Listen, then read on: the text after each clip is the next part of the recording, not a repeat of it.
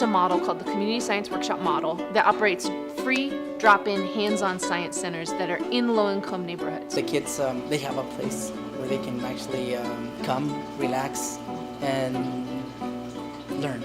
The Science Workshop Model offers an opportunity to put a science museum, a wood shop, a nature center, a makerspace, all these resources combined into one space that's in kids' neighborhoods. If you could make anything in the world, what would you make? Submarine. Done. Finished.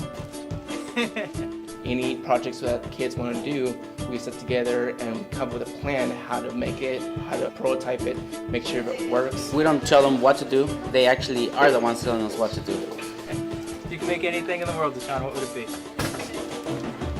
Bigger science center. To be honest, like, that'd be, because then it'll make the possibilities more bigger. We're taking advantage of an opportunity that's being missed by a lot of other educational institutions just because of where we are. These kids are in Fresno, and these kids are in Bakersfield, and these kids are in the Salinas Valley. If we're only providing engaging science experiences in high-density urban areas, then we're missing out on like 80% of the kids in the state. So I think this is very important, especially for girls who are not into science, and the mothers coming here. I think that's the greatest thing that could happen for them. I can really see their struggles because I had them myself.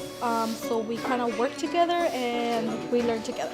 So a full third of the adult staff statewide are either former students of the science workshops or former parent volunteers who brought their kids in and never left. So I think those are the kind of success stories that mean the most to us, is people who leave the science workshop with a passion for science and for learning, go out in the world and educate themselves, and then come back to be able to educate others in this environment.